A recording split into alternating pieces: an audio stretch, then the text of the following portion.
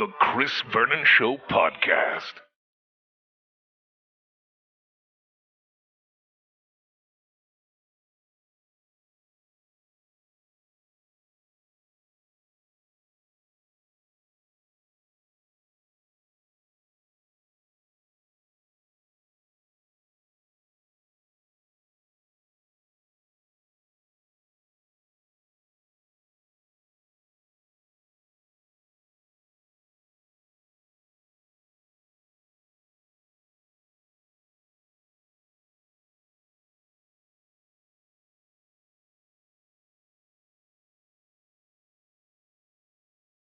Here we go. Welcome to another edition of the Chris Vernon Show Podcast. Today on the podcast, we are going to get to know Vince Hunter, who was signed by the Grizzlies a couple of days ago, evidently to another one of the two-way deals. So you'll become familiar with him.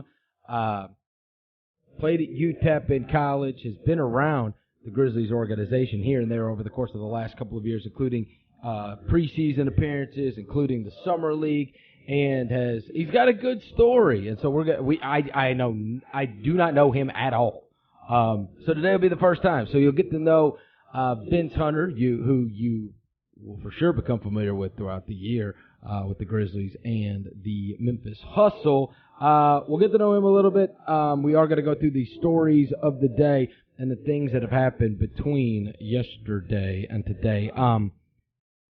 Shout out to everybody who downloaded, listened, etc. to the podcast yesterday and the formal Tony Allen goodbye. Got a tremendous amount of response about it. It's funny because over the years we have done those and for so many different players. Like there will be the funny ones like the Jeremy Pargos and the Ryan Hollinses of the world when you do them, and we had to throw together 3 or 4 highlights, but the memories are real with Tony Allen, including the one, of course, him hitting the free throw to help clinch the berth in the Western Conference Finals, and there was so much that could have been put into it. But I got a ton of feedback yesterday. Obviously, everybody got in their feelings a little bit hearing it, and it's going to be weird, right, not having Tony Allen performing in FedEx Forum. But anyway, thanks to all of you that listened, downloaded, talked about it, told your friends about it yesterday. We got some stories that have come up over the course of the last 24 hours that we're going to get to before we talk to Vince Hunter today. To do that, I'll welcome John Roser to the show.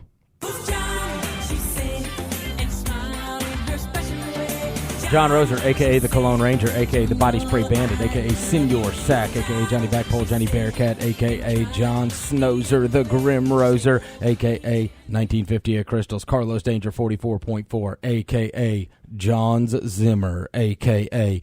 Johnny Hustle. What up? What up, what up, what up? Well, and I know that you received the feedback yesterday too. I mean, it was all. Listen, we were always going to have to do a Tony goodbye, of course. But it gave opportunity to tell some other stories. Whatever. There were some people that asked me, have asked me yesterday, and then my friends asked me last night. They were like, "Have you talked to him yet?" And I said, "I have not.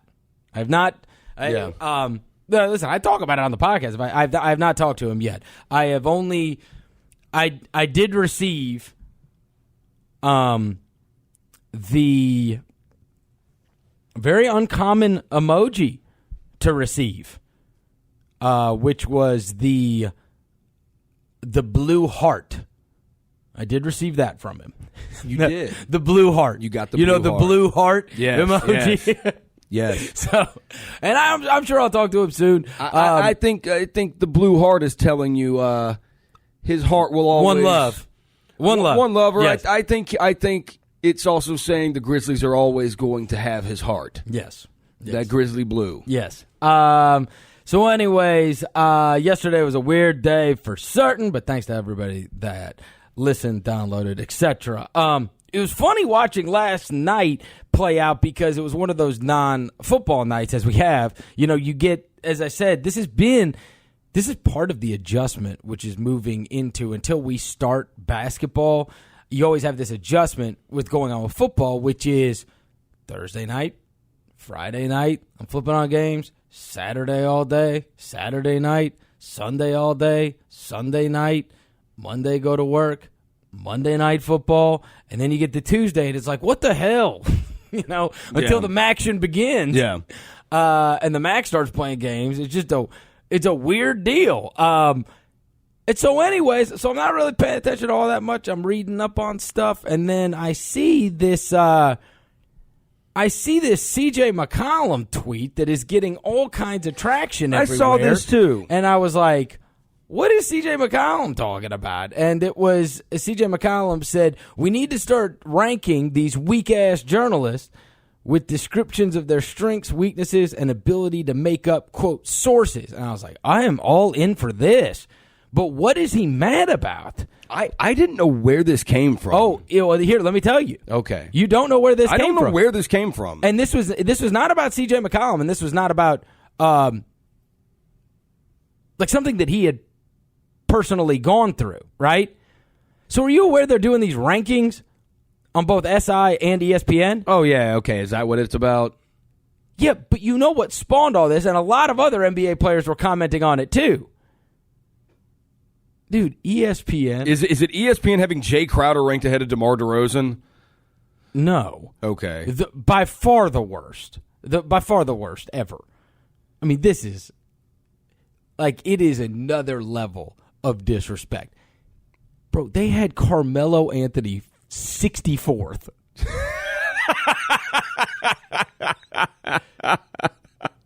I didn't see that. I only saw from like 40 or 50 on from ESPN. I didn't see that. 64th.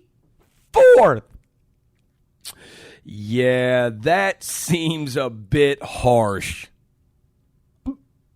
So, of course, everybody is commenting on it, right? Which is like, there are 63 players in the NBA. Yeah. Okay, so now, of course, you wonder, right, amongst those 63. And so I start researching it, whatever. And one of the first tweets when you start researching the rankings that comes up, it says somebody tweeted it out and said, Carmelo Anthony is number 64 in ESPN's top 100. A spot behind Lonzo Ball, who hasn't played a game yet. Well, they ranked this dude behind Lonzo. And they did that on purpose. Like, this is all on purpose to get everybody. All to get the clicks and get people talking about it. And then they can talk about it on all the debate shows and whatnot, right? Yeah. Everybody can talk about. That is so absurd. So that's why you had these players, including CJ McCollum, that were firing back. Carmelo Anthony addressed the situation. Yeah. And his tweet was, can't make sense out of no nonsense. Quote, a certain darkness is needed to see the stars. ESPN, don't be so blatant with the disrespect. Hashtag line 'em up. Good for you, Mello. Hoodie Mello. Hoodie Mello. I love hashtag line 'em up. Hashtag line 'em up. They ranked this dude behind Lonzo Ball. They ranked Carmelo Anthony 64th in the NBA. Oh, and even their headline on that, when you click on the link for it, because I just looked at the new one. When you click on it, the link says Lonzo over Carmelo ? They're just begging you to do it. Like, yeah, all it is just for But clicks. he's the one that got shat on of everyone. Yeah.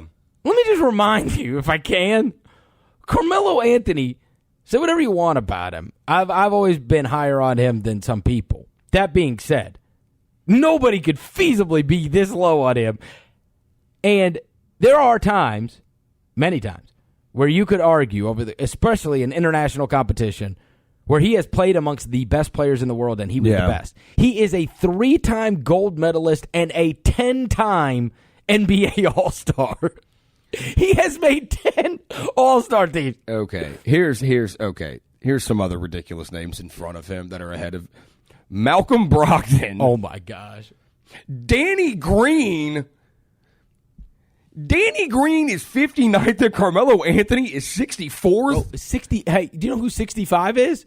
Marcus Smart. I saw that. Marcus Smart. Who doesn't start.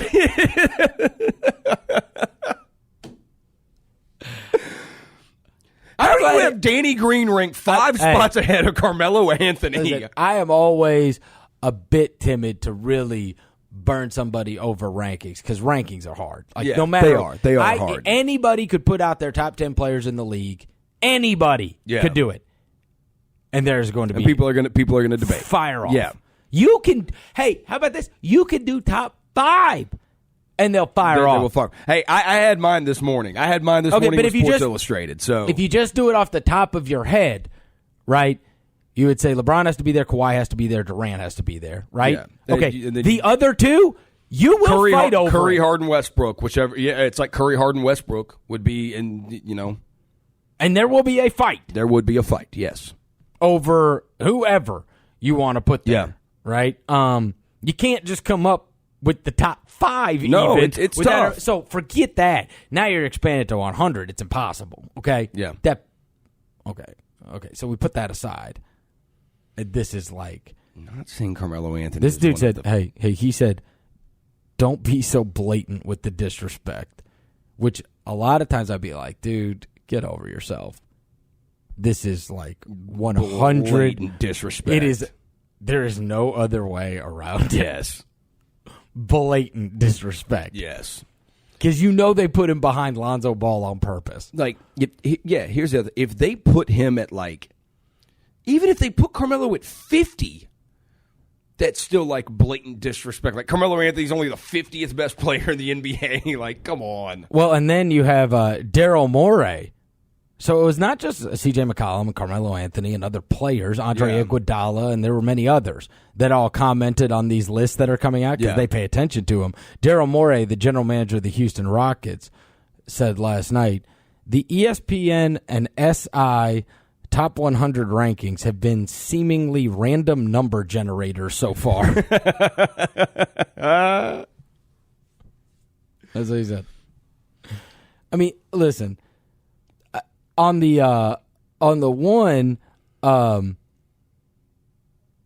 Sports Illustrated one, you talk about blatant disrespect. Just take into consideration. You're reading down the list, and like Hassan Whiteside's number 34, and Chris Middleton is number 35, and then you scroll. I've got the SI. No, you scroll on down. Isaiah Thomas is 40. Yeah, Isaiah Thomas was in the argument if it weren't for 2 of the most historic seasons, literally in NBA history. He would have been a first-team All-NBA. Yeah, he was second-team All-NBA. And he's the 40th best player in the NBA. They put him behind Chris Middleton. 5 spots. Which Chris Middleton's a good player. He's a good player. He's a very good player. But, I mean, come on, man. He was second team. Didn't Isaiah Thomas finish like 5th in MVP voting last year? Second, 5th in MVP voting, and he's the 40th best player in the world. You were voted one of the top 10 players in the league last year. He had one of the great guard offensive seasons of all time. Of all time. Maybe are they basing it on his hip injury, though? Oh, stop. I mean that's the only.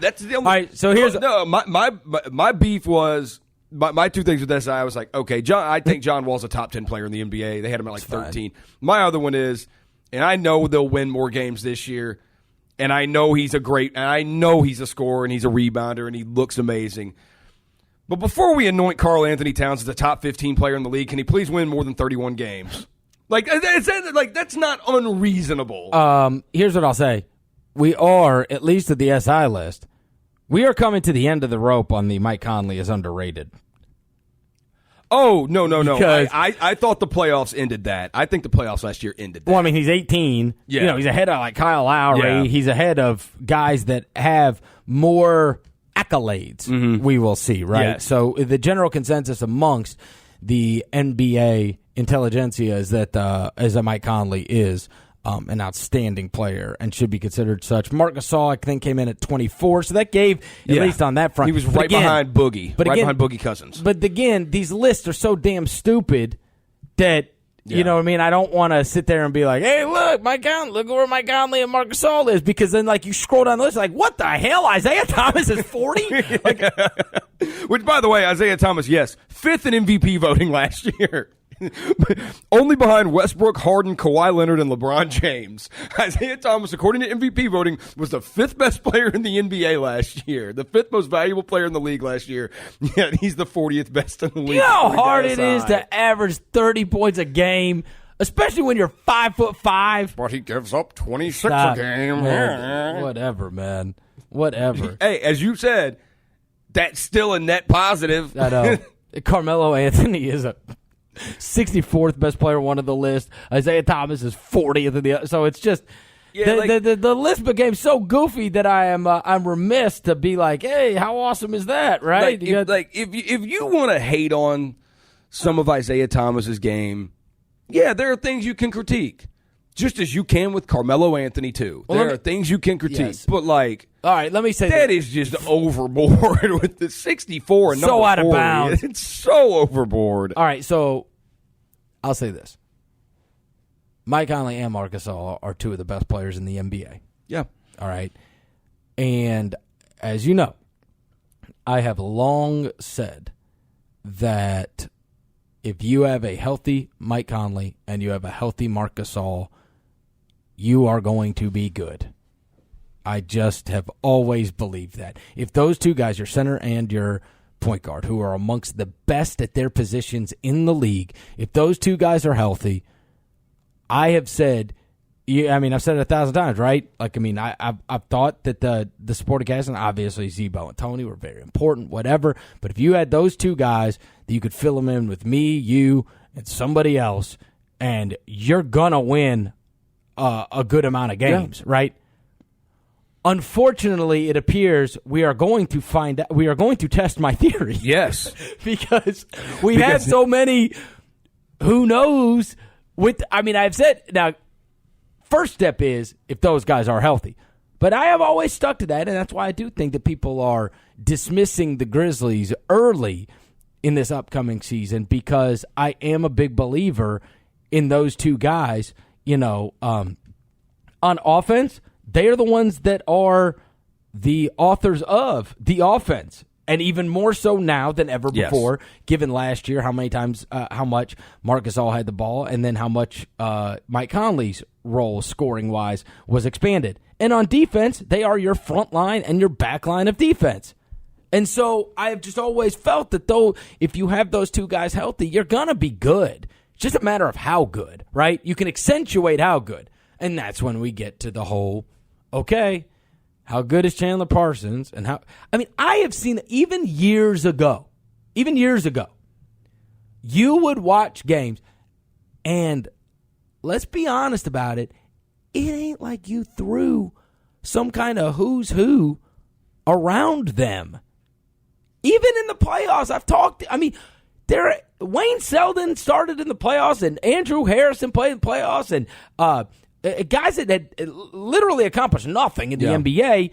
JaMychal Green, up until last year, had not accomplished much anything. And you go all the way back to the Sam Youngs and the whoever's that they have had over the years that have manned positions. Yeah. And still have won basketball games, right? With all manner of people that are in those other three positions. And so, given there's so many question marks, we're about to find out. That is why, as we have said, the theoretical Chandler Parsons is so important because he can take pressure off both of them. It is one of these moments, though, where you look at it, and it at least, despite the fact that these lists are goofy, okay, I'm throwing that aside, you can at least look at it and go, they do still have two of the best players in the NBA, and there ain't a lot of people that can say that. Yes. We focus so much on the great teams when we're talking about when we're talking about the Warriors, and we're talking about now, right, the Rockets, and they've got multiple guys. Yeah. The Cavs have multiple guys, and the Celtics now have multiple guys. But by and large, when you look up and down the league, there are very few teams amongst the 30 that have a better two-player combination. Yeah. They're up there. They are up there. You do play 5-on-5. You do. amongst two-player compositions. And again, that's why the Chandler thing is so big, because now it's here's once you expand it to three, right? You've got the elites, you've got the Curry, Clay, Draymond, or Curry, Durant, Draymond, or you've got the what was at the time King James and Kyrie Irving and Kevin Love. You've got Westbrook and Paul George now. You've got Chris Paul and James Harden. Yes. Here's one for you. Grizzlies two-man combo is probably better than you'd say Marc Gasol is better than LaMarcus Aldridge, and Mike Conley's better than LaMarcus Aldridge. Yeah, but Kawhi is so much better. But Kawhi is just so much better than everyone. He's just like so he's much. like. But if you just make it a two-man combo, yeah, but it is one of those. They always say when they're talking about trades, 4 quarters don't make a dollar. Right. Like when it comes to talented players in the NBA, there ain't. I mean, listen, there's Kawhi's unbelievable. He is amazing. I think if you wanted to argue that he is the best defensive player in the NBA, you would get no argument from me. Okay? And then we know what he's done offensively now. Yeah. I mean, I saw him. I mean, we have seen him, unfortunately, in the playoffs too many times. Even 2 years ago, when the Grizzlies played against the Spurs, they had a chance to win Game 3. Yeah. That was the one they were going to get. Yeah. And that dude put on one of the great performances I have ever seen. And it wasn't like a 50-pointer. Yeah. It was a high 30s. But, I mean, he played like 40-something minutes and was just unstoppable. No, and it speaks to, because, I mean, some people argue that he's, for the most part, everybody agrees. LeBron James is the best player in the world. But there are people that argue that he's better than Durant, and I think Durant's probably I still think Durant's the second best player in the world, but I mean, Kawhi's he is absolutely. I think, but there is, as you would say, and I agree with you, there's a massive difference, or there's a massive gap between their first and second best player. Yes, there is. But I do say this. I do say this without a doubt: the 3 best players in the NBA are LeBron, Durant, and Kawhi. Whatever order you want to put them in, go for it. But I do believe those are the 3 best players in the world. I mean, yeah, I don't have a big problem because I think, but just because I think with all 3, they do it both ways. Yeah, they do it both ways. They Kevin the Durant offense and defense. Center last year. I know. All right, so that was one of the things that went on last night. Let me get to a couple of the other stories I did want to touch on. The guy that you just snubbed was, of course, the reigning MVP who averaged a triple-double, Russell Westbrook. Yes. Which now I am in a spot here, Roser, because as you know, you love Jordans. As many people have had, many people have their midlife crisis, and they change jobs, or they get divorced, or they buy new cars, or whatever. Right? Mine became pretty much Jordans. Yeah. And shoes, for that matter. Just buying shoes. And so I saw the news last night, of course, that Russell Westbrook has become the Brand Jordan guy, and that by virtue of signing a 10-year deal with Brand Jordan. He has a real knack for style. No one would argue that. Yeah. He is an insanely stylish guy, and he is going to be part of the designs, clearly, going forward. He will have a big take in that. And I would say, amongst guys in the NBA, and again, Nike doesn't need tips from anybody, but amongst guys in the NBA, if I was going to try to get somebody to a 10-year deal, I don't know if Kyrie has sold the second most shoes to LeBron. Yeah. Which I think would surprise some people.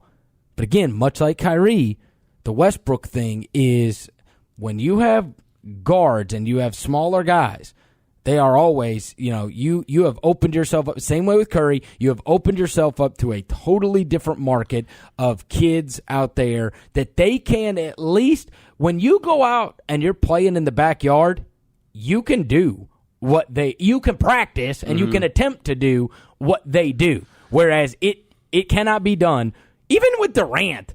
it's not really, No, you know. I say this may not be as big of a deal as I make it out to be, but this is what I say about shoes, about these shoes these days, and why I do not like them as much as I liked Jordan and Pennies, and why I think another reason Kyrie's do sell. Because I saw you wearing the Kyrie hoodie yesterday. Yeah.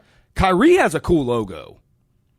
Kevin Durant's logo is horrible. Well, LeBron's logo is horrible, but he's LeBron, so he's going to sell. Kobe's logo was terrible. Like, they don't have You good don't like logos. the logos? No. I tell you the thing. I think they're horrible. Kyrie is A, he's small. B, he's got the crazy crossover and highlights, right? So everybody, it's a lot. He does, yeah. It's Iverson-esque It is when it comes Iverson-esque. to the ball handling. And Iverson had a great logo. I loved Iverson's And the other thing is when he drives to the hoop, he doesn't dunk on anybody. He finishes below the rim. And he's the best below-the-rim finisher that you will ever see. Let me tell you something else sneaky about the Kyries. Crazy comfortable. I've heard that. You've said that They before. are. Who else? Kristen Ledlow Yep. says that, too. Yep. Says the Kyries are They insanely are comfortable. They are comfortable. They are.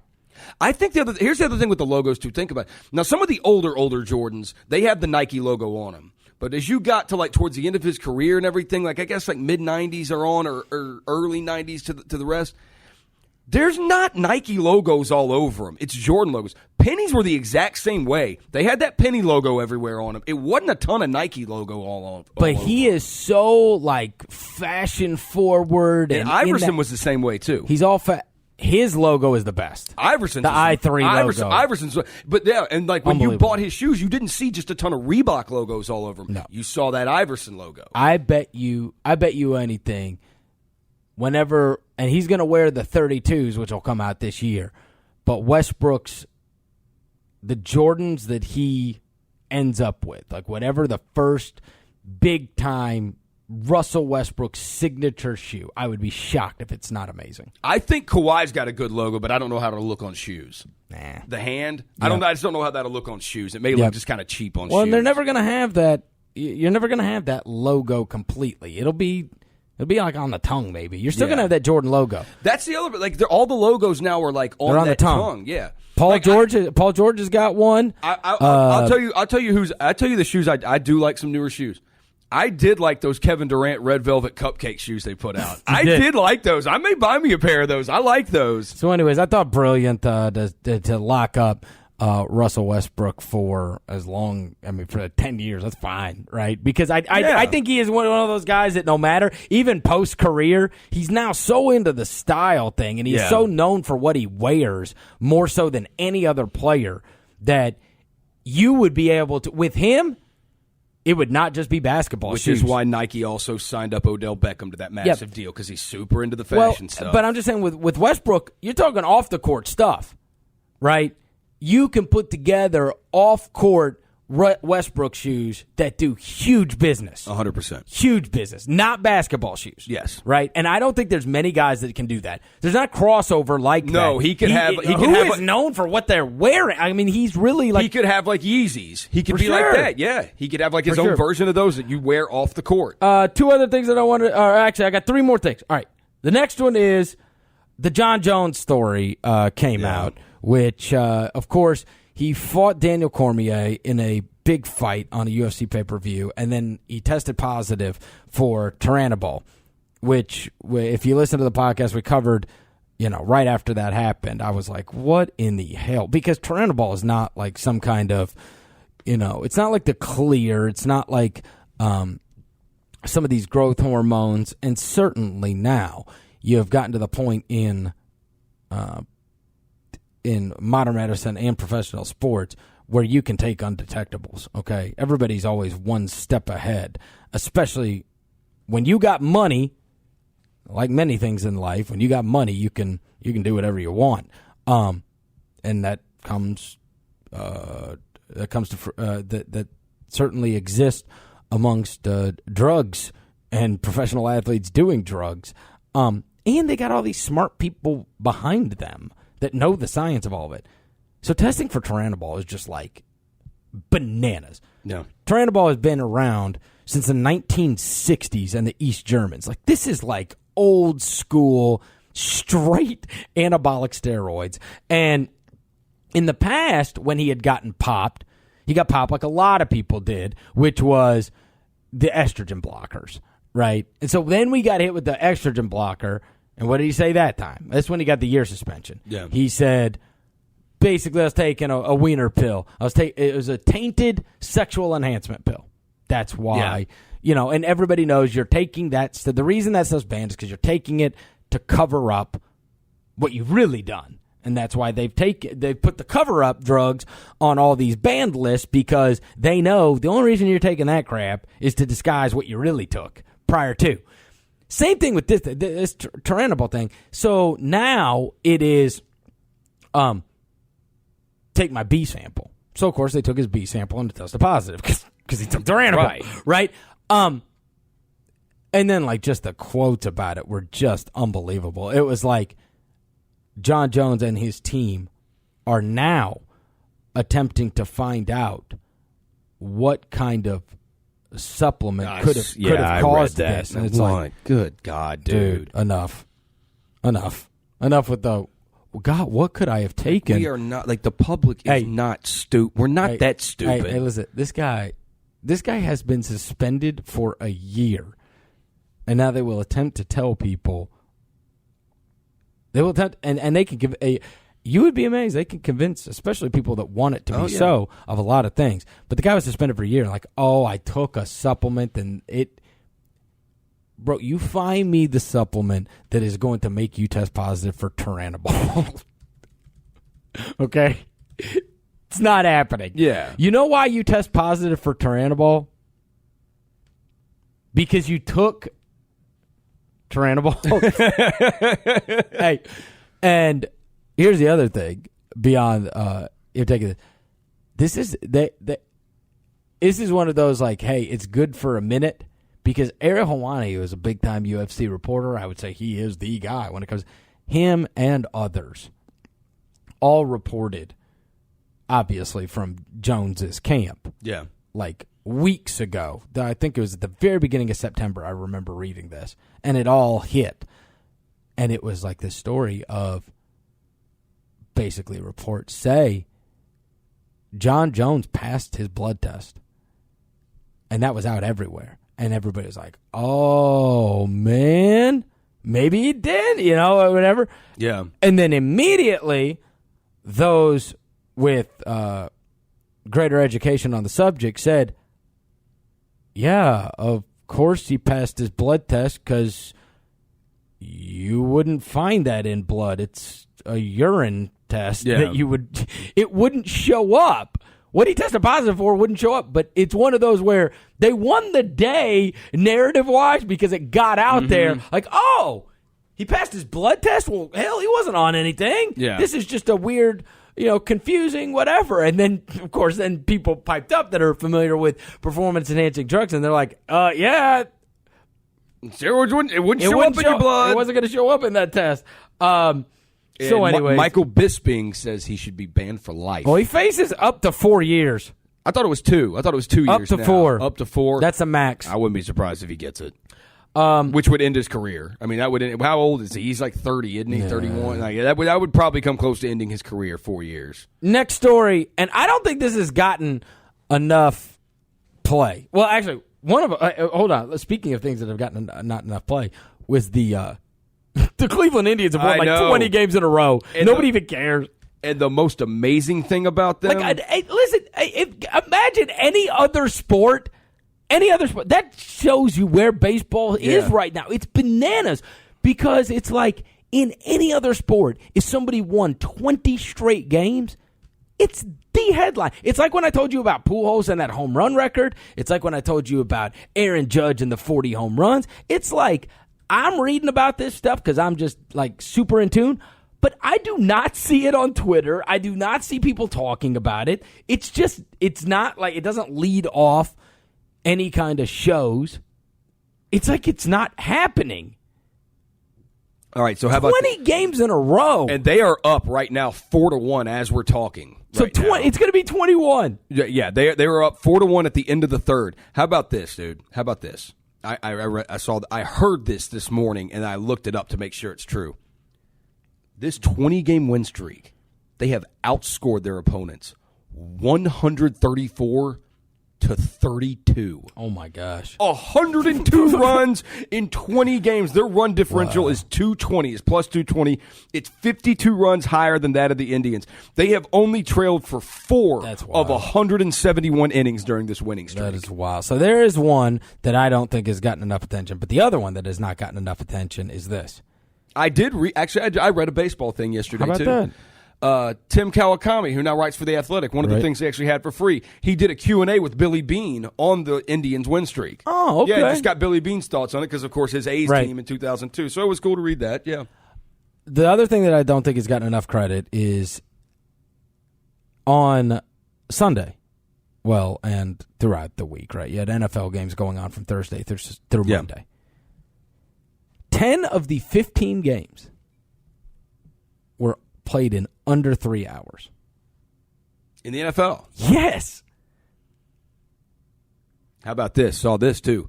46% of the teams that played had fewer than 300 yards.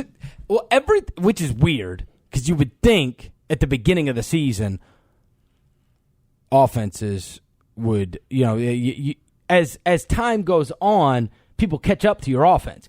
You've got an advantage early in the season, theoretically. You would think, right? Here's something to read. Check out. We always talk about the bad quarterback play. Yep.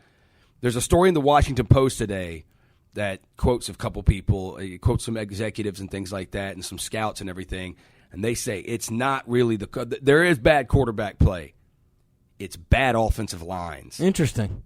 That's what it's put on. So there were only 2 offensive linemen taken in the first round this year, and the first one didn't get picked until 20th by Denver. Wow. So anyway, 10 of the 15 games were played in under 3 hours, and they had put so much crap goes on with the NFL, and we end up being there's a level of discontent with so much that they do. But I want to give them a huge shout out for this. Yes. I love this. NFL games, they do. NFL games have gotten faster over the years. They've sped up. They've tried to this year, and one of the things they've done is they do not, and I noticed this, they do not take the commercial break after the kickoff. Yeah. And they now, there's only, instead of 5 commercial breaks every quarter, they only do 4. And they're experimenting with the split screen, which I am a fan of, and that was really golf that was the one that really brought that to the forefront, especially in that major earlier this year. Well, the British Open, they did it. Was it during the British? Yeah, so you could still watch the action, but there's a commercial going on. I don't mind that at all. I don't. No, love it. I don't mind that at all. And so, anyways, I like the fact that the games are shortened up. I'll tell you this, and because there's times, certainly on Saturdays, college football is forever. Forever. I've said it on this podcast. I've been screaming it up forever. The fact that they stopped the clock after first downs would change everything. If they kept the clocks moving after first downs in college football, it would change everything. You got 2 teams that do the hurry up thing with a lot of first downs or whatever, playing against each other on Saturday. And I was actually thinking about this last night, going to Memphis UCLA, which I'm going to go to. Because of Clemson, Louisville at 2:30, and because of Tennessee at Florida, I was like, there is no chance I am going to see the beginning or first whole part of either of those games. No.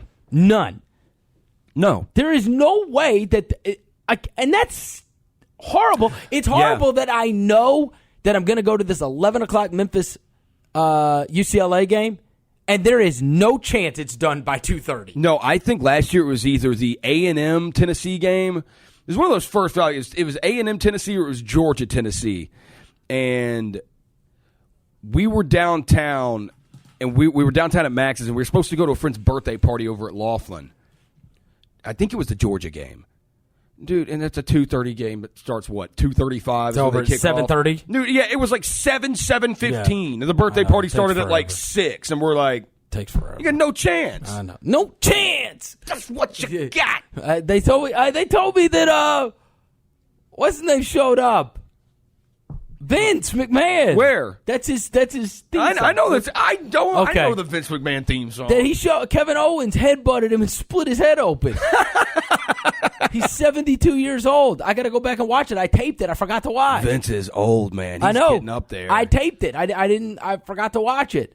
But evidently he showed up this week. I think maybe a SmackDown last night. Oh, that's awesome. I've got them all recorded. So I don't have SmackDown. I don't have SmackDown. I don't have Raw recorded I go either. back and fast forward through them. Vince usually shows up at Raw if I'm not watching them live.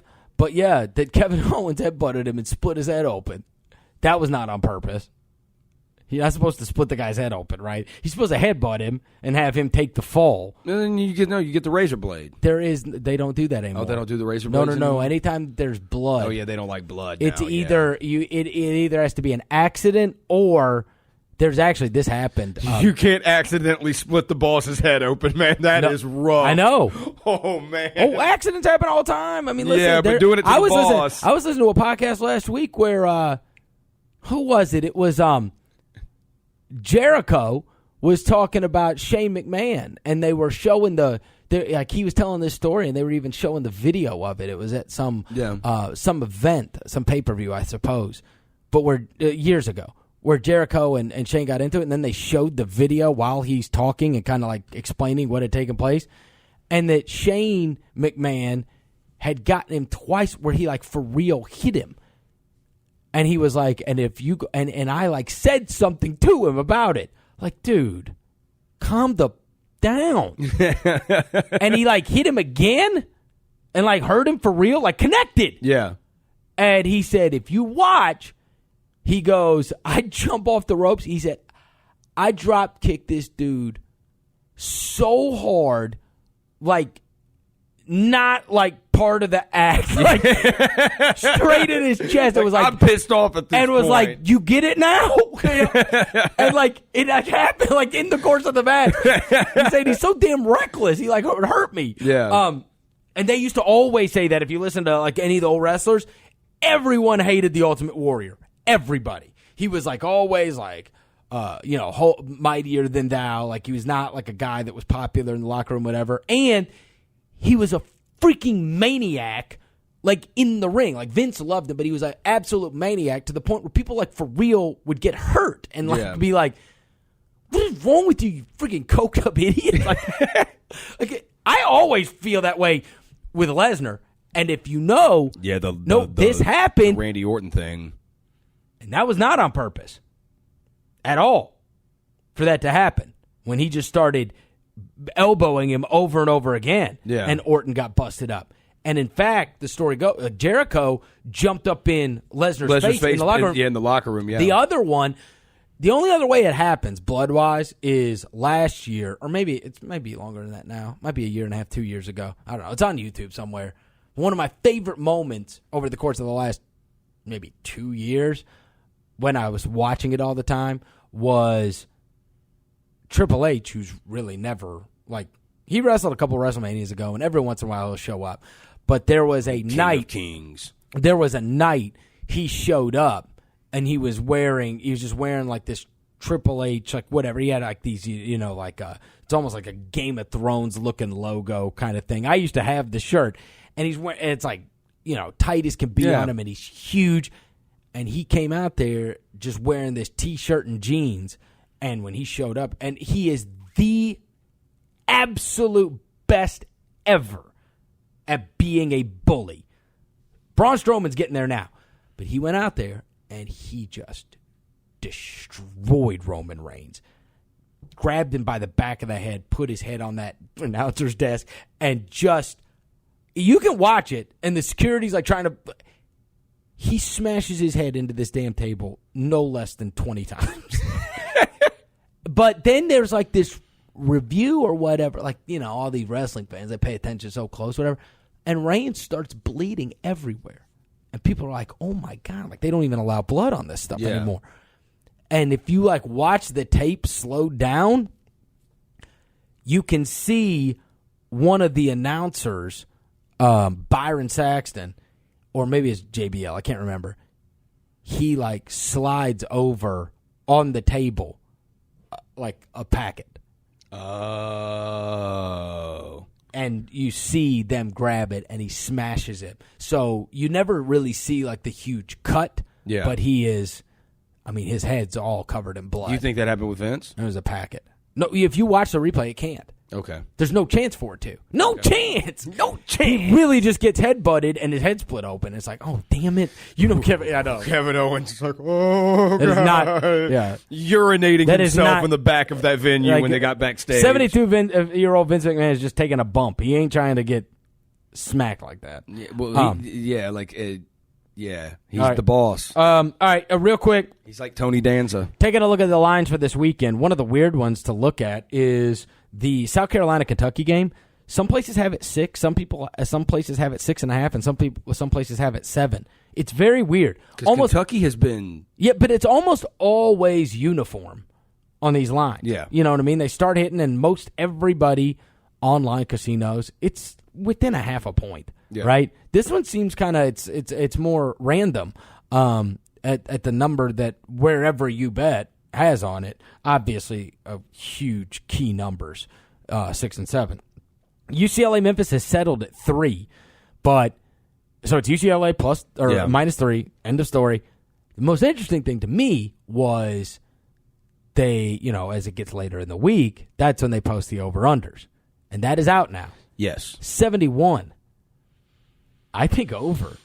I think that game's going to go over, too. I did too. And then we say it's that. It's going to be 88 degrees, No, sunny. I know. We say that, and then it's going to be like, UCLA is lethargic because it's early. Because it's early. The only thing, But hell, they could score 35.5. I picked UCLA, and it's just the injuries on Memphis' defense, and they're already kind of thin there. So Next man up. I don't know. Next man up. That just worries me. Next man I up. think Memphis could be able to score. Next man up. The Here's problem. a good thing. They haven't got a chance to scout Memphis though, because Memphis hasn't shown what they are yet this year. Because that first game was, it was in a monsoon. It's like 30-mile-an-hour winds. The with problem. Sideways rain. The problem with next man up is that next man up is might be a walk on from St. Benedict. You know what I mean? Next man up at Alabama means you got Ray Lewis coming in. Yeah. Next man up in Memphis means you got an unranked player from Paducah, Kentucky. I know. And he's just and Ray Lewis is just getting to play a little bit earlier than what was expected. Yeah. He's really just going to practice all year and play when it was 45-0. Yeah, he was going to redshirt. Yeah. He was just going to redshirt. Clemson has stayed -3 over Louisville. What an unbelievable game. Lamar That's gonna Jackson be versus awesome. that Clemson defense is the best of the Night best. game, too. Florida, the line has gone down. They are now 5 over Tennessee. I think Tennessee wins that game. LSU's number has gone up a little bit at 7 or 7.5 against Mississippi State. Kansas State has gone up a little bit. They're now 3.5 over Vandy, which is a sneaky great game. And then USC, it's gone down. They're now 16.5 over Texas, and Ole Miss is 3.5 over Cal. So there's a quick look at the lines for this weekend. We are going to get to talk to Vince Hunter, who is the newest Memphis Grizzlies signee, who will be spending time with the Grizzlies and the Hustle this upcoming NBA season. I do want to remind you, season tickets are on sale right now, and you can secure those season tickets and recognize Grind City. You can experience every moment in Memphis Hoops history with the best seat locations at the lowest prices. Plus, MVP season ticket holders get exclusive perks like seat upgrades, exclusive events, discounts, and more. Season tickets start at $9 a game. 888-HOOP or visit Grizzlies.com to purchase your seats today. Also want to remind you that if you need your house sold, or you're going to need a house sold in the near future, make sure you get with Jennifer Karstensen and the pros at the Live Love Memphis group. They are the best of the best in Memphis. They may already have your buyer. You can contact them for a list of families actively looking for properties who can't find a match. So they may already have the buyer to your house. If you've had a sign in your yard way too long and haven't been able to sell it, if you know you're going to need to sell a house in the near future, if you know you're going to be moving, there's one real estate agent in Memphis to contact, and that's Jennifer Karstensen. Find them online, livelovememphishomes.com, livelovememphishomes.com. Vince Hunter, former UTEP minor, played for Tim Floyd there, who has he has played in Russia. He has played in Greece. He has battled his way to the point of being able to be seen and respected by an NBA team and hopefully get on an NBA roster. And he is seemingly accomplished part one of that goal. And so Vince Hunter, we're going to get to know him on the other side. Let's get it.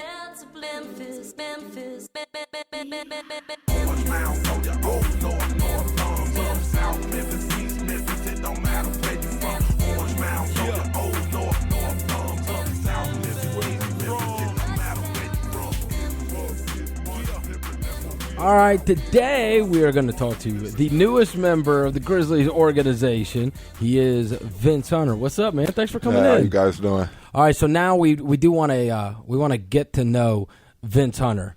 Where'd you grow up? Detroit, Michigan. Detroit. Yes, sir. Which is obviously we think about basketball players there. There's no shortage. Was high school basketball, and when you were growing up, were you there during a good time in Detroit, like where there was a bunch of good players all at the same time? I believe I was there at a good time. I feel like I had pretty good competition every night in. Who else amongst your class, when you throughout your high school years, who were the ones that were at the other schools that people wanted to go see, or you viewed as your other prep competition? We had Derek Walton, who went to Michigan. Yep. Did he sign somewhere? Kay Felder, who signed with Cleveland. Played at Oakland. Yeah, played college, at right? Oakland. Derek Walton, I think he signed with Miami right now. So he was really good at college. Yeah, and then we had James Young, of course, who played for Boston. Yep.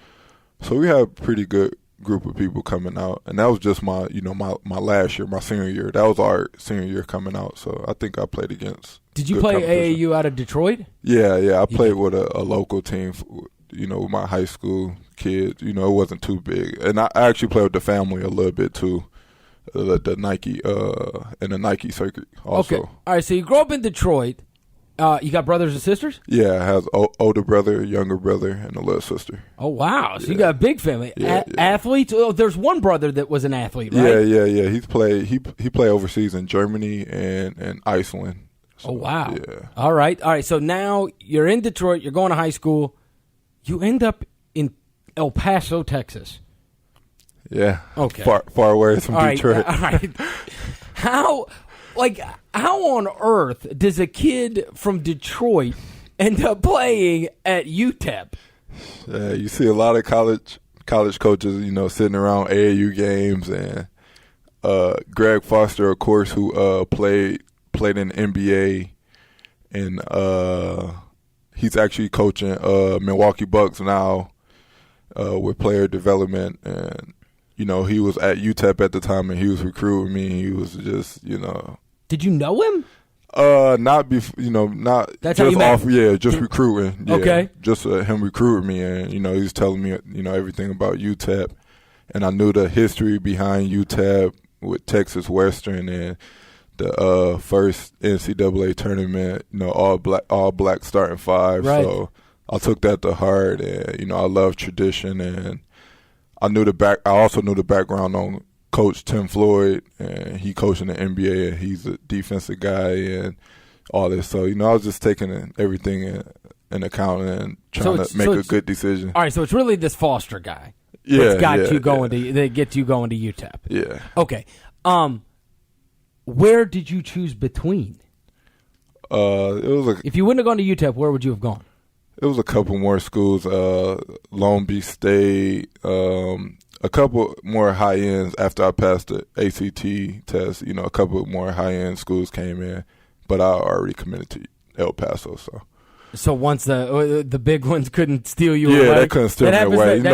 I was committed. I just wanted to be committed to them. So there's no way I was going to, decommit from El Paso, Texas Western. Because I went back and looked. You were a top 100 guy. It was not like you were some unknown recruit, right? No, yeah. So I had a lot of schools on me, and, I just committed early to UTEP, and I stuck with it. Okay, so now you end up down at UTEP. And I know you say you're a fan of history and you like this assistant coach and you wanted to play for Tim Floyd. When you get down there, is it a shock to your system? Because I mean, listen, it's Texas El Paso. Juarez is right across, right? They talk about freaking bullets flying around. Yeah. Like, it is not.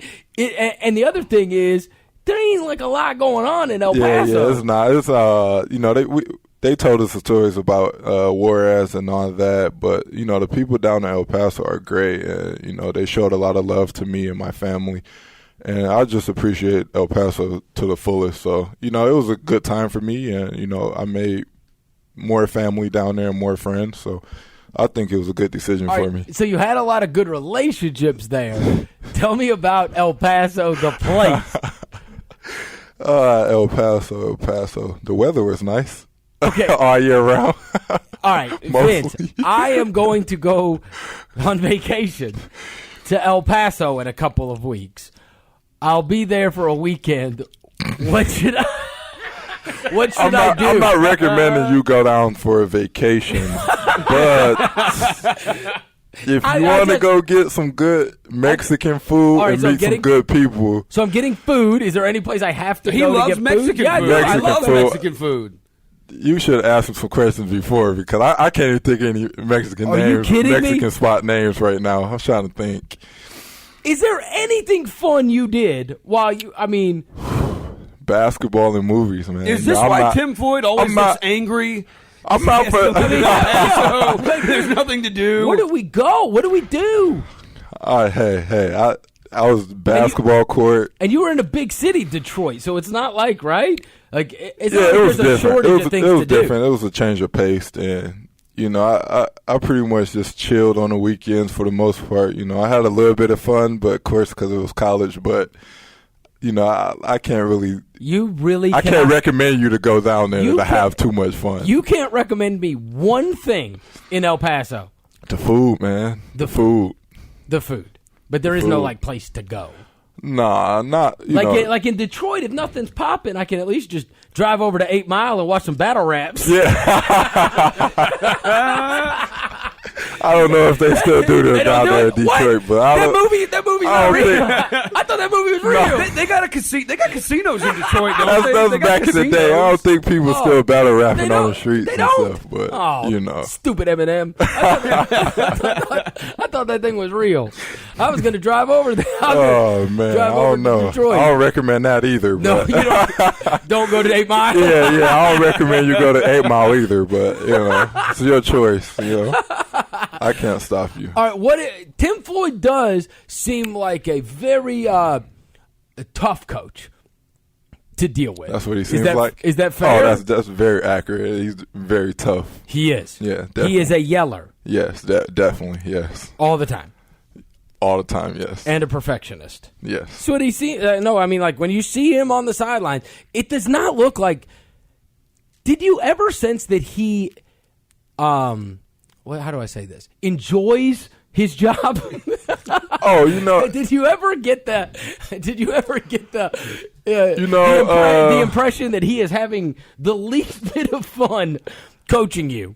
When you're playing, you're like, oh, he's always serious and. Coaching and yelling and, it might not look like he's having fun, but if you go back and watch film, if I get a steal or a dunk or something, he's over there fist pumping. Oh, he is. Yeah, he's over there, he's getting hyped. But that's only when you go back and watch it on film. Yeah. You might see him 95% of the time serious and yelling at the refs or yelling at us, but, if you go back, you will see what's the hardest part of playing for him? Is it the berating? Mentally? Man. Oh, yeah, you definitely have to be mentally tough with Coach Floyd because he'll definitely test your mental side of things. And, but it all helps you out towards the end because everything's not going to be perfect, but he strived for that. And definitely on defense, and I think that helped me out a lot. Okay, so you're only there 2 years, right? Mm-hmm. Yes. Okay. Do you think if there was more stuff to do in El Paso, you would have stayed in college longer? No. No. But were you a kid that thought, I'm going to go be one and done, or I'm going to go be two and done? Like, there were those that obviously probably steered you two different directions coming out, right? Yeah, definitely. Don't leave now. Yeah, definitely. Come back for another year. And that's how it is in every situation. And when I was going to college, I wasn't thinking about I wasn't thinking about, I was thinking about the NBA and the league and stuff, but I wasn't thinking, am I on one and done or am I on a two and done or, however long I stay in college. I was just really just going there trying to get better and just try to take one step at a time. So why'd you leave after your sophomore year? I thought I was ready. I was ready. I was ready to go. I had a good season. I put up some pretty good numbers. I played against some pretty good competition in the Nike camps and the Kevin Durant camp and the LeBron camp. And I played against some good comp, and both my years. Well. Yeah, and played well during season. And I was ready. I felt like What did Floyd say? At first I talked to Floyd and we talked a lot. And, of course, he didn't feel like I was ready. And, I took that accountable and I did. But, I just felt like I was more ready. And I feel like I can learn more, being out there and being a professional. When you went undrafted, did you think you had made a mistake? No. You did not. So once that night passed, you were still fine. No. I think all the other teams made the mistake. Okay, what's a first? Obviously, you end up on some summer league teams, right? But now you've got to make a decision. Yeah. After you realize you're not going to be in the NBA immediately, you head over, I believe, Russia, right? No, it was. I played a half a season for the D League. So I went to Sacramento training camp, got cut, went to their D League, played 35 games. Oh, you did? If I'm not mistaken. Okay. 30 until All-Star break. All right. And number one leading and rebounding, averaging 22 points. So you're playing good. So I'm playing good.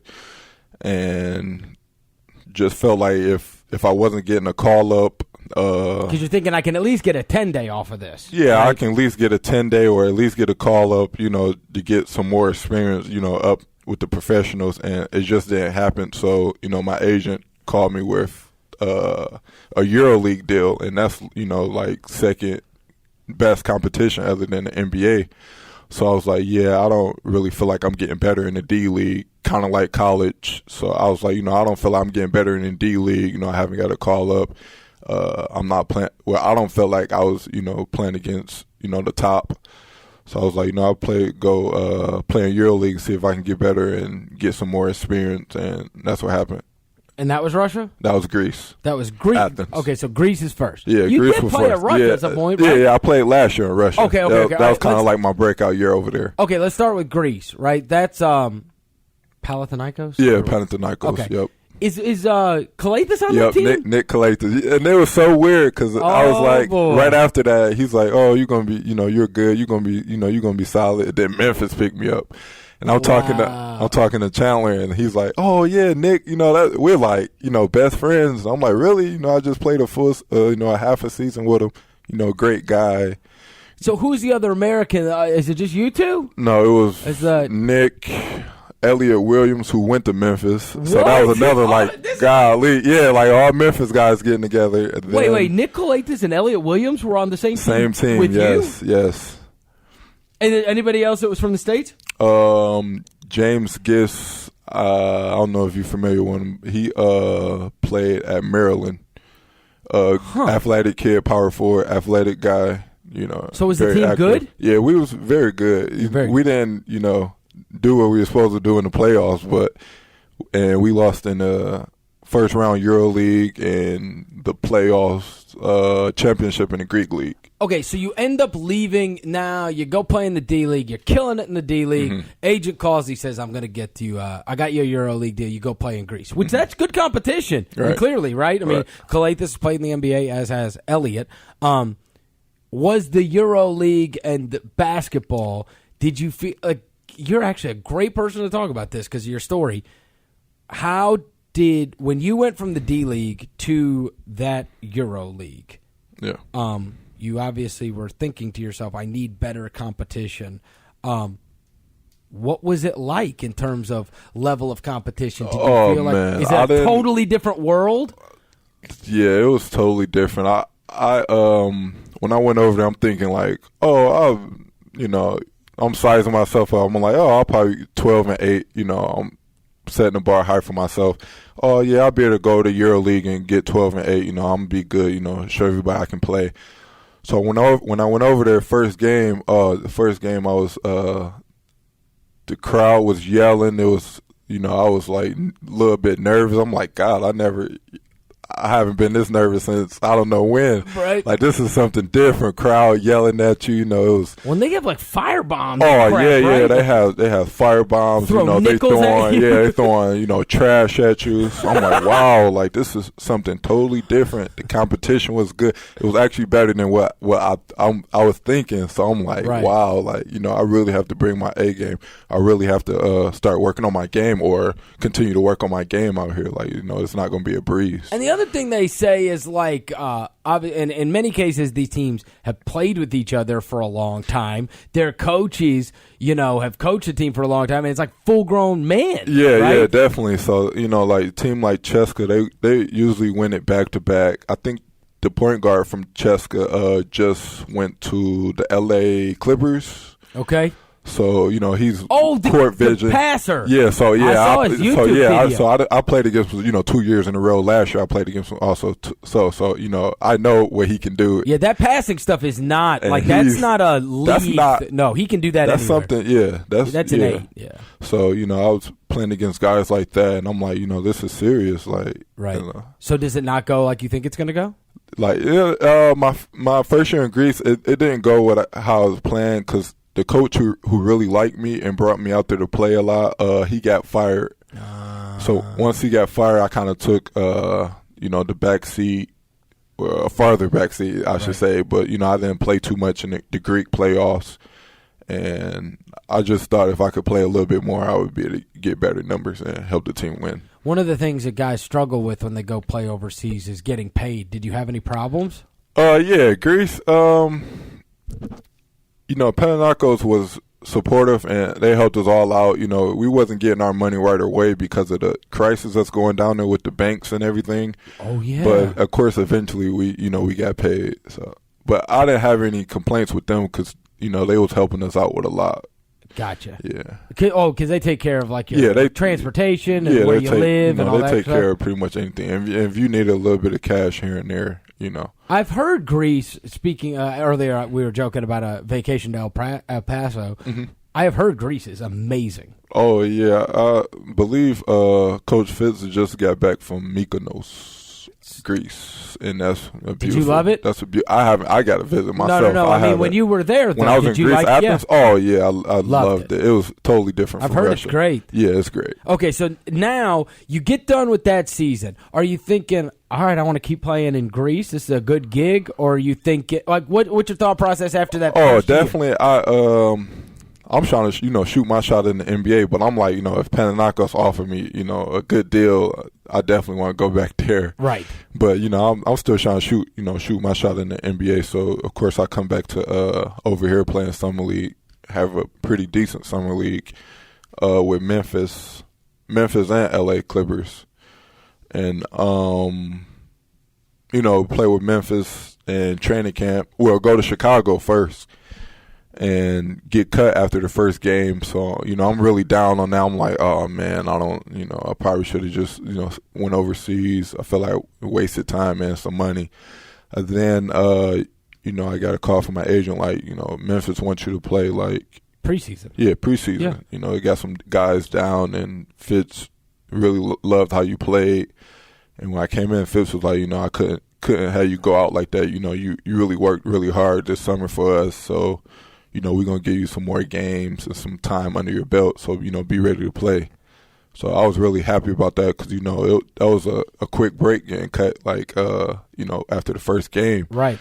So I was like, I'm thanking God, like, thank you. Like, at least I get to play in preseason and get a little bit more experience under my belt. And more guys can see you, right? Yeah, and more guys can see me. So I'm like, it's a blessing in the sky. So now when the preseason ends last year and there's a roster crunch so you can't be on the Grizzlies. Right.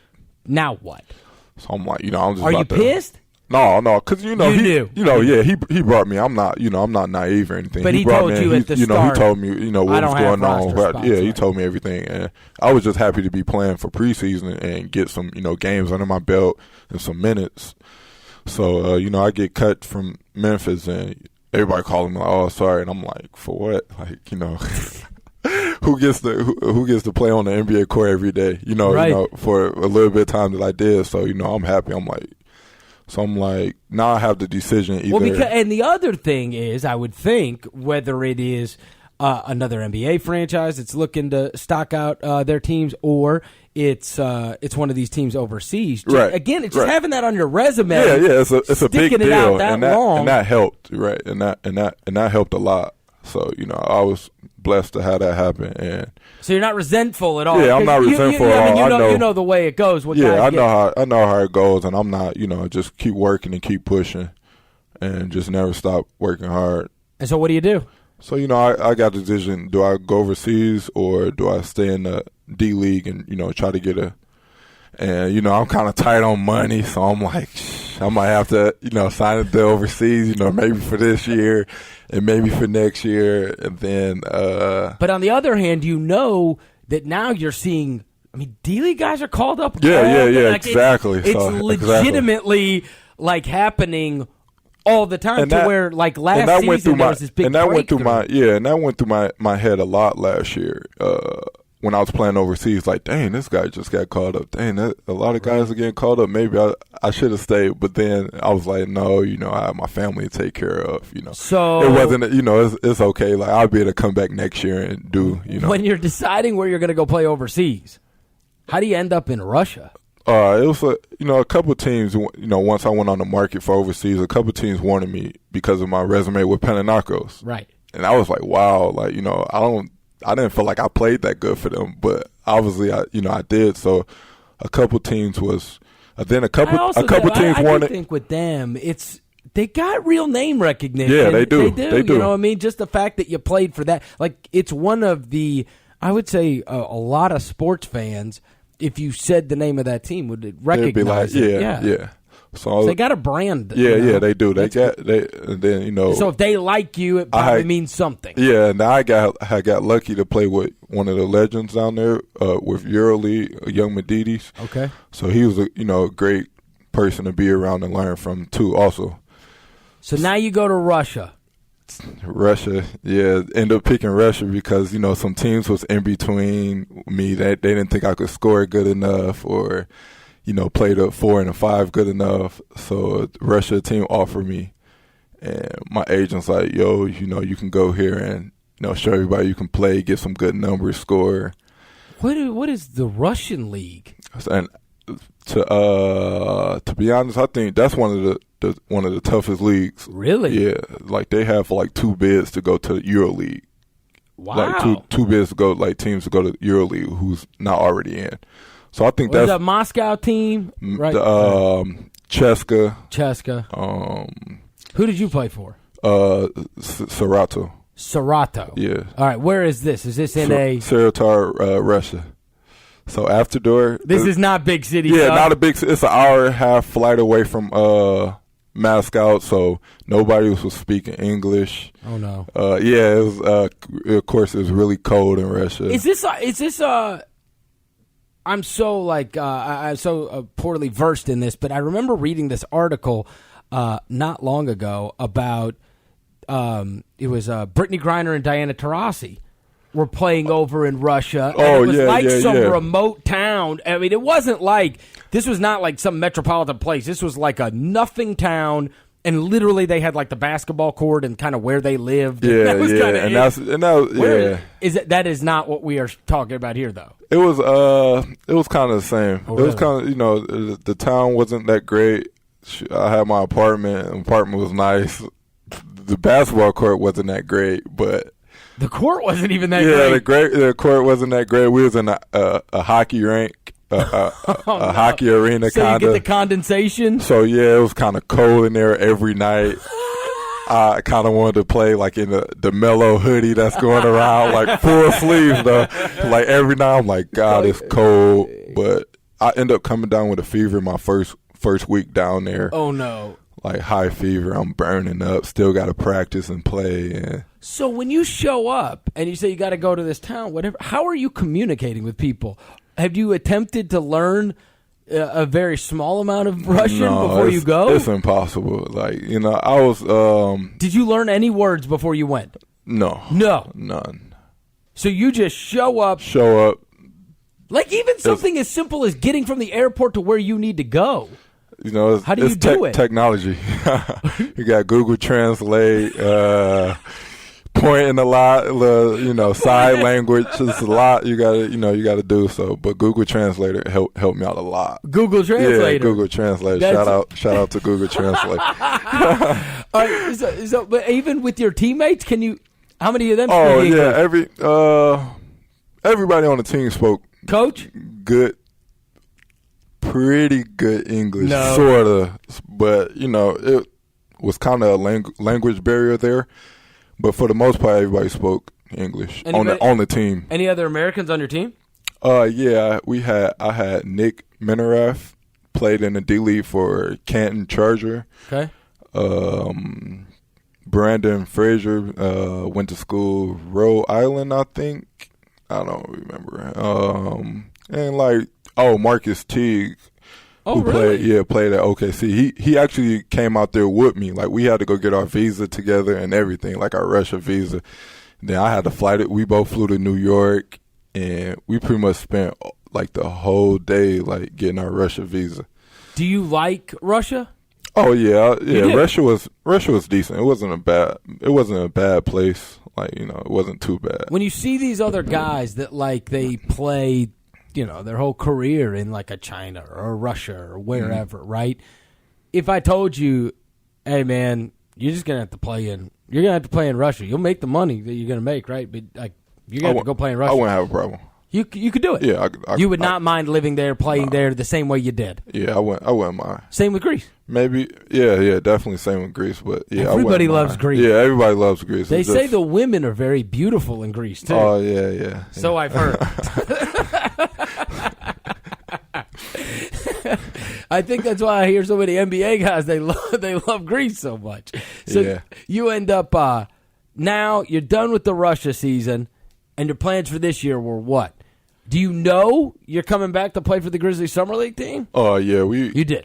I pretty much made that, like, you know, last year I was going to come back and play for them for Summer League. So I kind of made that commitment with them really early. Right. And then OKC kind of hit me up last minute, like, do you want to play in Orlando? You know, we kind of, you know, we need you, whatever we want you to play. And I was like, yeah. At first I was like, I already made the commitment. I'm gonna have to leave early. You know, I don't want to do that to you guys. But they, you know, they worked with me and they was okay with me. So, you know, I ended up going to play in Orlando with OKC. All right, who stood out to you while you were playing in that one?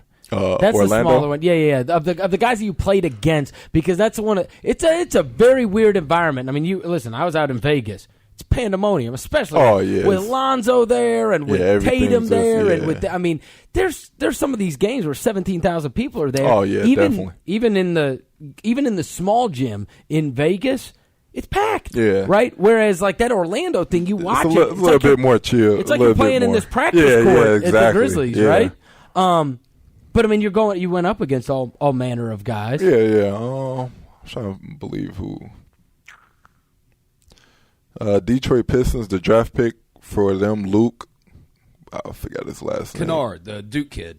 Oh, yeah, the white kid. Yeah. He played pretty good out there. I like his game. Huh. And that's pretty much all I can think of right now. Kennard. Yeah. All right. So now you end up playing for the Grizzlies in the Summer League, and what were your plans? I mean, up until yesterday, I mean, you've probably got you've at least got a sense. Hey, I've made an impression on them. Mm-hmm. I know they've got this hustle Grizzlies thing going on. Are you thinking? And you're a great case study in this because you could clearly go overseas and make a lot of money, right? And it was our guys that have the opportunity to sign two-way deals going to want to do that with the opportunity that you can make a lot of money on a two-way deal.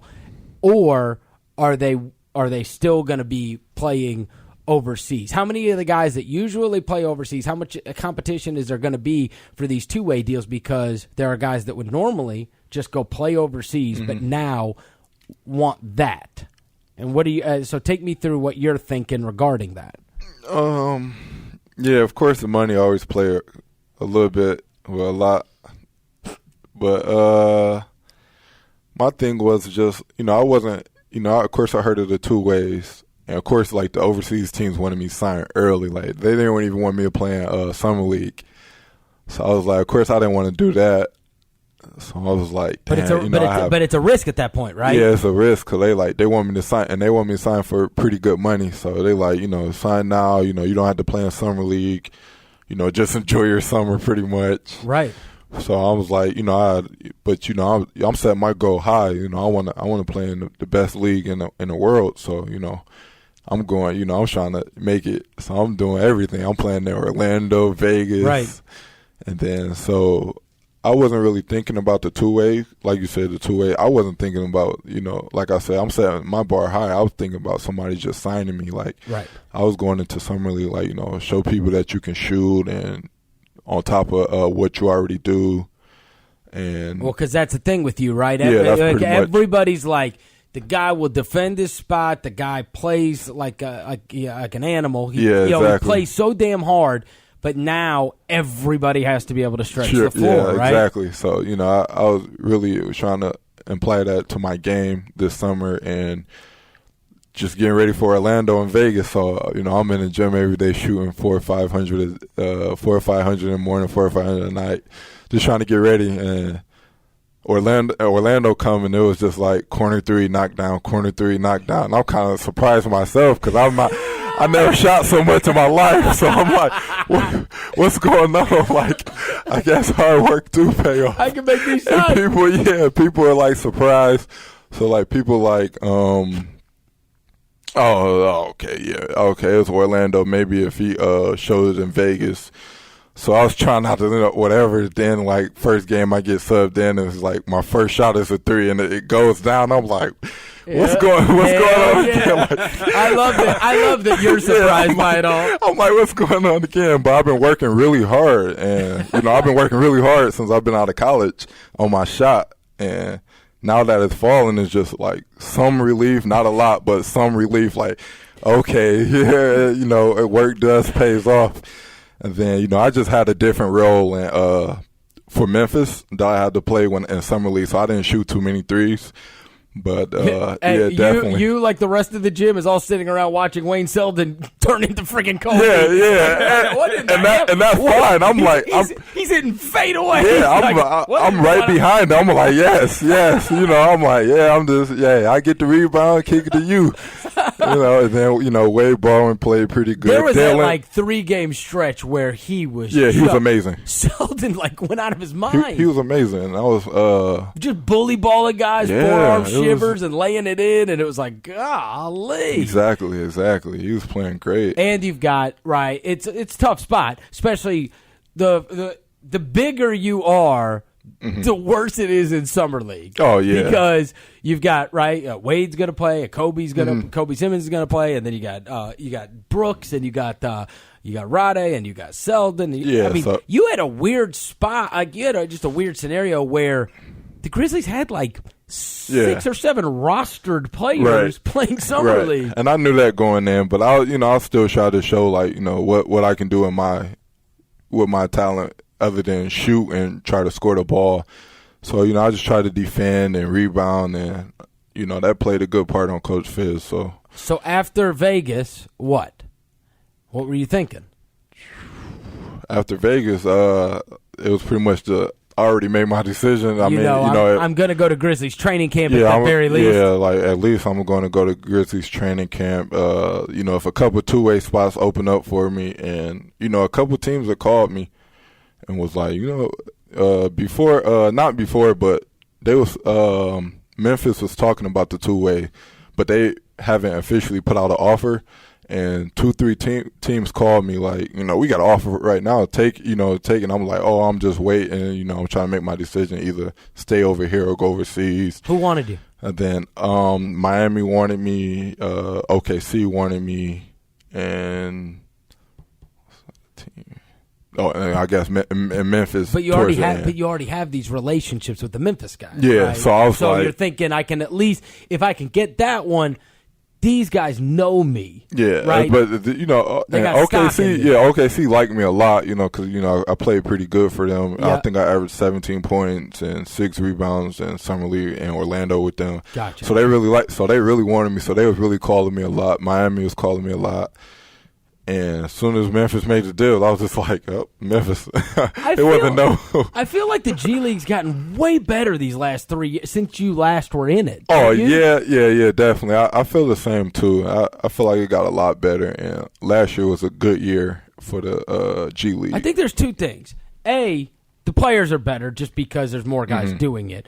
And the second thing is the players are a lot better because all the teams are using it now. Yeah. You know what I mean? They didn't. Exactly. Like, the teams send a couple players out, send a couple players down that, has roster spots on the main team, on the NBA team. 3 years ago, to me, just being around a team all the time, it just felt like a punishment. It's almost like exactly. You're playing like crap. So, and at that time they didn't have like the Iowa Energy, so it was like, where was it, Rose? It was North Dakota or South Dakota? The Dakota Wizards. Dakota. So it was like now you got to go to South Dakota. It was almost like you were going to freaking tough. prison. You know what I mean? Yeah. Like they would send you down there, and like nobody. And I think I got drafted to Dakota. I think no. last year. or was it? Oh no, it was Bismarck. Arkansas. Bismarck. Yeah. Bismarck, I believe, is where the team was. Yeah. And it was just like not a good deal, right? Yeah. So you knew Sip, you knew Fizdale, Yeah. and you knew a lot of the guys on the team, obviously. Exactly. Right? Yeah. Because of so now you view this as like what? Give me your perspective on the deal you just signed with the Grizzlies and like expectations, because clearly you're somebody that had.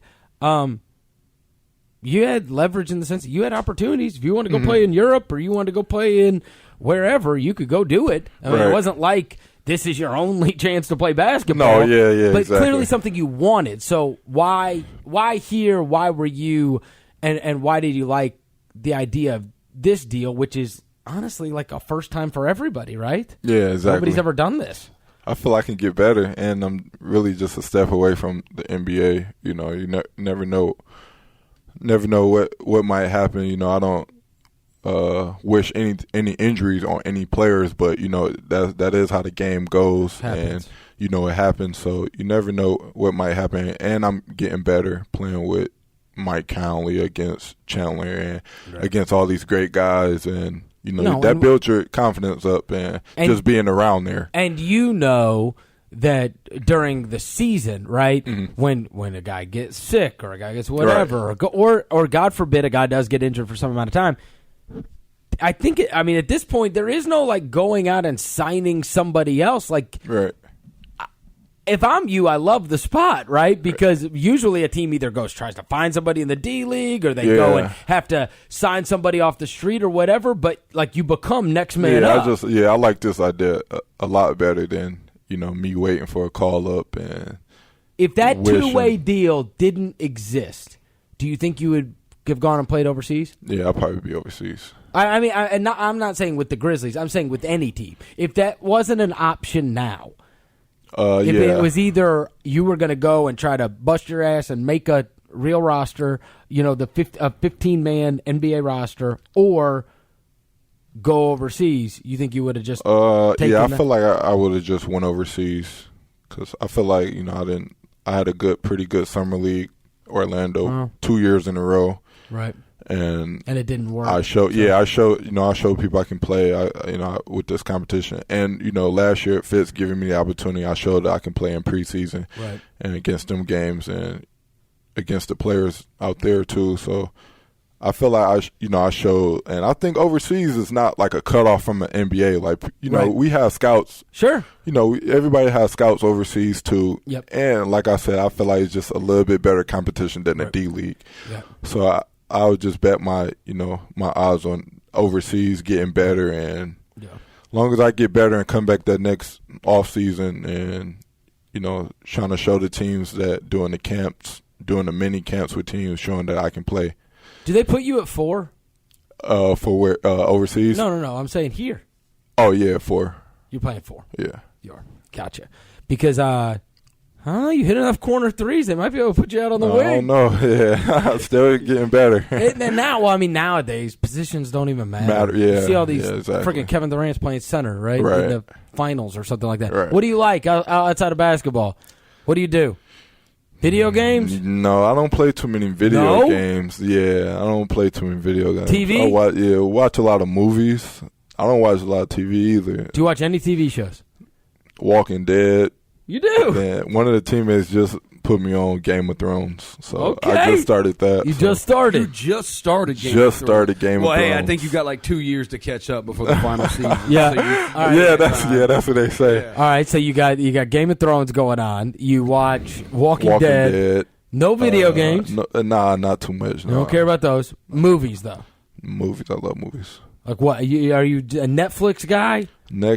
All So you the just all the flip through apps, and watch- pretty much whatever I can get on any of the apps.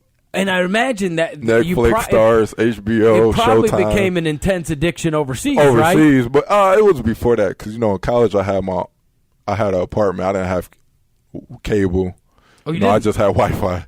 So So you would just watch movies yeah, all the just time. watch movies and just plug up my laptop and my iPad and to my TV and watch movies and TV, the shows Walking Dead and other shows, Breaking Bad. What else do you like to do? That's pretty much it. I really can't think of anything. Do like what all these other guys do, like read social media, Social media. World Star.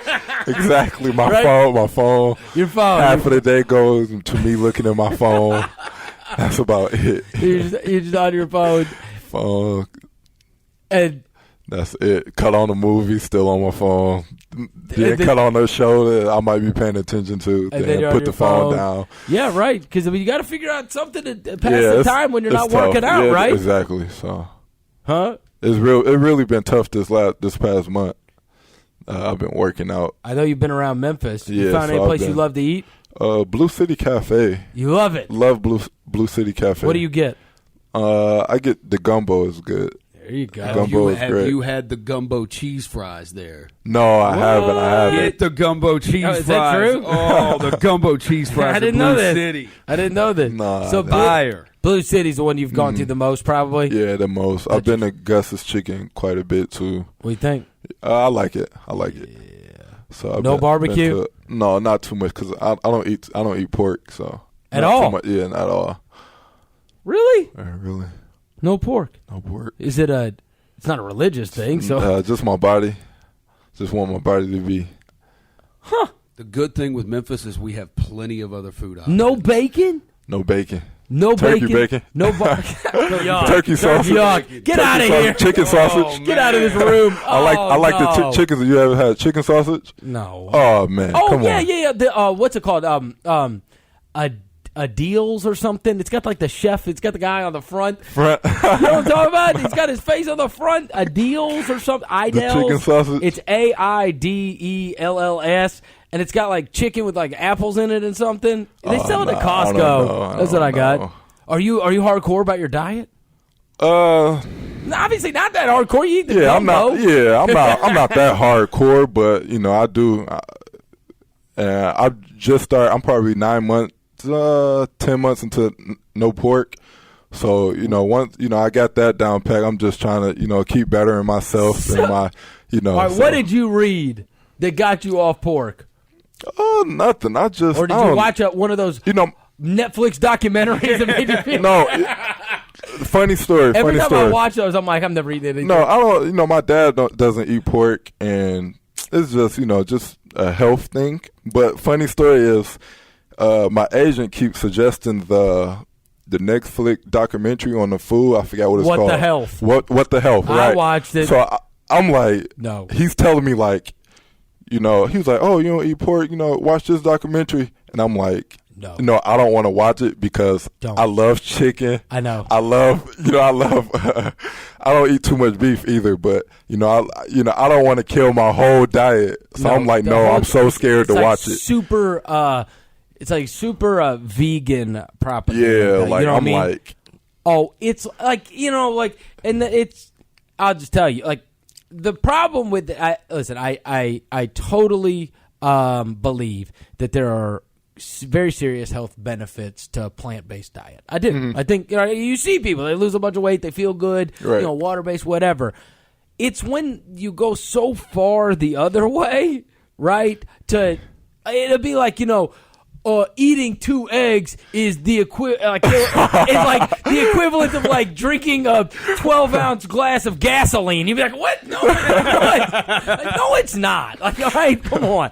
Yeah, I don't want to watch that documentary. It just has to be so extreme to where they make you feel like you're killing yourself. Yeah, exactly. If you eat a cheeseburger, right. No, I ain't all for it's that. Just you just can't overdo anything. Like if you. So pork was first, though. Yeah, pork is first. So you can't even enjoy the Memphis barbecue. No, I can't. Right? They kill my stomach. All right. Well, you've got to love the name of the G League team. Oh, the Memphis. Oh, yeah, definitely. I see you got the hat on. Oh, yeah. I love her. The gear is awesome. Yeah. It really I love is. it. Yeah. I was just begging Sip to give me some. He was like, "Oh, I got a shirt and some hats for you." I'm like, "All right, thank you." Because I was seeing everybody walk around with the Memphis Hustle shirt on. Yeah. Then I went to go eat. And you're the only. You and Kobe are the only. Yeah, I went to go eat like a couple weeks back, and I saw the lady with a Memphis Hustle shirt on, and not the hat, but just a Memphis Hustle. And I'm like, we haven't even played any games. And, me and Kobe supposed to be the face of the team, and we don't have any gear. So I'm like, Sip, can I get a Coach Sip? Can I get a couple of shirts and a hat?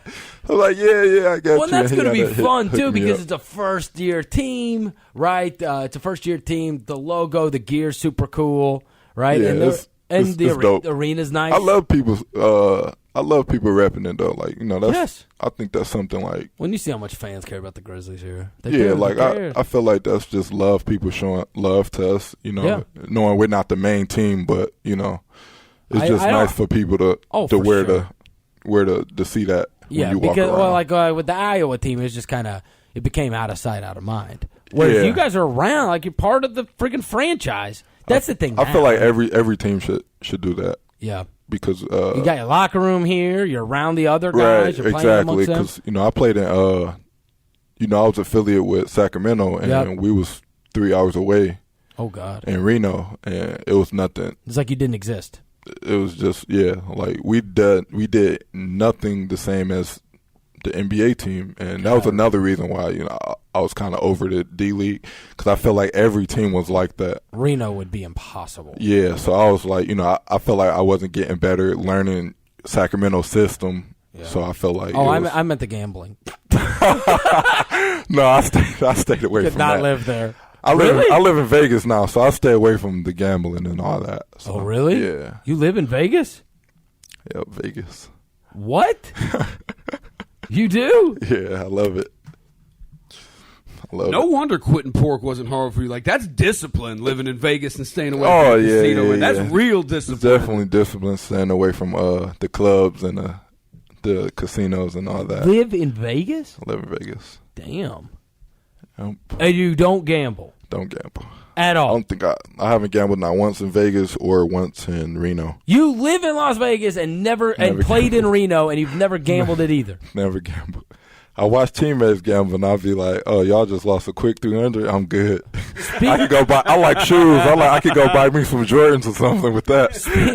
Speaking of Nick Kalatis. oh, Lord Jesus! Oh, yes, Nick. The worst. Yes, the worst for sure. There was a rumor that went around that they had to stop him from playing on the plane, not because Tony Allen was going to sock him, as once happened to OJ, but rather things did not go all that well, I don't think, financially.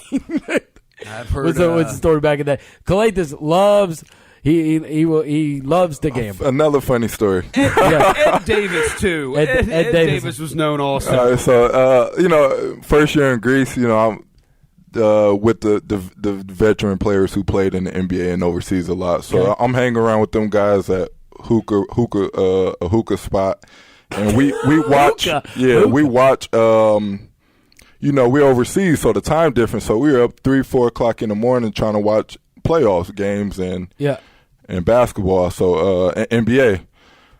So Nick over here, like, I got $200 200. Not rubles. That's Russian. What is the money over there? 200.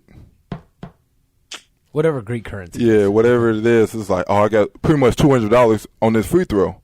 Andre Drummond. We watching Detroit versus Cleveland in the playoffs. $200 on this free throw. One free throw. Andre Drummond? Yeah, Andre Drummond. Like 50, it's seriously like a 50-50 chance. Yeah, he's like, I got 200. He misses.